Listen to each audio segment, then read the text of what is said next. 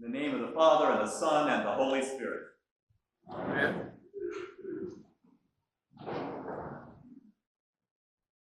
Christ takes Peter, James, and John up a mountain to pray. There, as the three disciples look on, he's met by Moses and Elijah. Now, this meeting with Moses and Elijah is often taken to signal that the law and the prophets approve of Jesus. Just prior to their arrival, our translation says Christ's face changed. What the Greek says his face became other. Other. The word is hetero, like heterodoxy. Christ is other. He is different. He's different because where most see death and failure, he sees resurrection. And in the text, Luke makes the connection with resurrection by writing that the conversation occurs on the 8th day, which is the day on which the resurrection was celebrated in the early church. We say the 7th day or the first day. They said the 8th day. Christ's face was other. It was different from most because he had a story to guide him, a way of making sense of things, so that his coming death was not meaningless. Without a story, we have no way of making sense of things. In our time, people lack stories and they turn to science for answers, often straining science far beyond its scope. Science cannot give our lives meaning, cannot shelter a broken heart, cannot comfort those in mourning, or make sense of human joy. The purpose of science is to tell us how, not why something happens. In order to understand why something happens, we need a story to put it in context. Without a story to tell us why we live and why we die, death seems like a failure. It's certainly seen in our society these days. The ultimate failure. Like when a computer stops or a car breaks down. At the end, failure. Without a story, life itself becomes meaningless. Christ sees life and death in terms of the story of resurrection. Where most see failure, Christ sees a step along the way because the story does not end with death. Similarly, without a story to guide us and reveal meaning, when we have hardships, we see ourselves as falling short. You may remember in your own lifetime that people used to say that adversity builds character. Struggle now has become a form of failure. Our social ideal is never to struggle. As a result, our values have been turned on their head. Struggling with something now means that we have performed poorly. A generation of parents were made to feel like failures when their children struggled with the normal challenges of adapting to life's ups and downs. Those who struggle are seen as ignorant of ways to manipulate, slip by, to avoid. Where once we would have seen a coward, scoundrel, a knave, people now admire those who game the system, even to the point of breaking the law. They're no longer viewed as cheats, but as clever. Though we do not want to invite suffering, of course, or be foolhardy, in life there are not only successes, but there are also losses and misfortunes, some quite painful. We cannot avoid all suffering. Thus we need a way of making sense of it. We Christians see it in terms of resurrection. This does not mean that we deny the sadness of the loss. Christians are not encouraged to be cheerful in the face of tragedy, to dissociate from reality. That's a mental illness. We are sad when we experience loss. We are joyful when we experience love. See events in terms of resurrection is to understand that these events, whether sad or happy, fit within the context of a larger story. A story that is not finished. We do not stop with loss. Now, Orson Welles said, if you want a happy ending, that depends, of course, on where you stop your story. It's the same with tragedy. If we stop with tragedy, we feel that we are failures. As Christians, we have faith that there's more to come.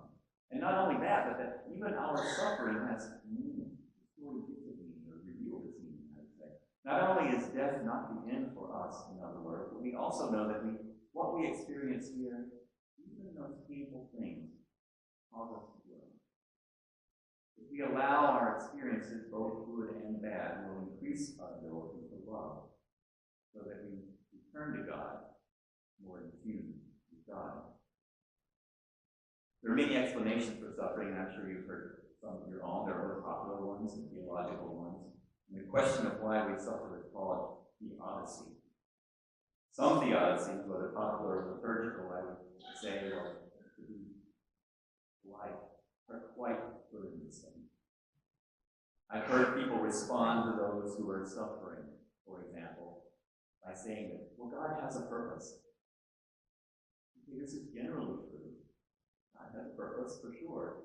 But they say it as if God intentionally caused someone to suffer a specific loss. How cruel. What a diabolical image of God. God does not intend every specific event. Most events are simply random.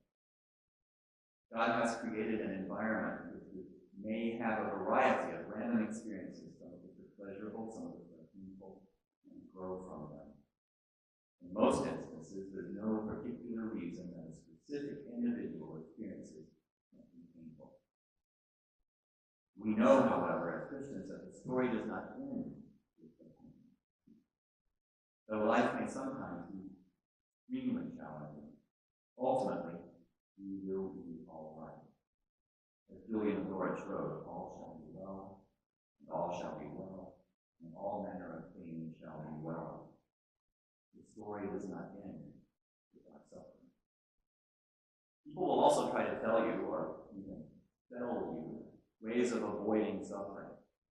If you'll only follow them, they claim, you will be spared. They know the way, they know the secret. No one else knows. Don't you believe it?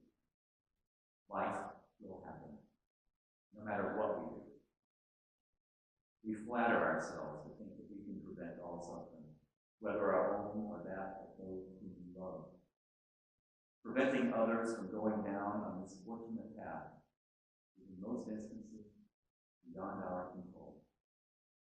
The reality is, we are none as powerful as we would like to be.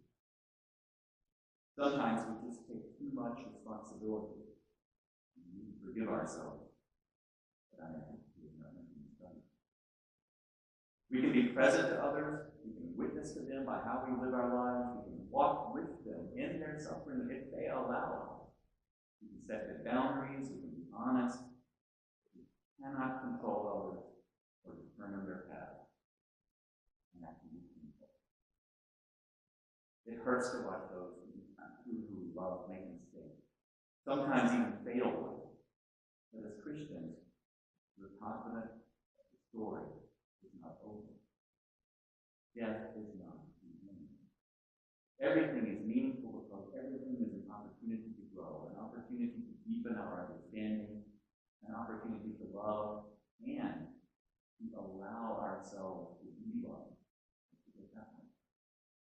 to forgive and to be forgiven, to heal, to let go. But this can take time. We may not accomplish it by 2 o'clock in the morning. We need to allow ourselves the necessary time.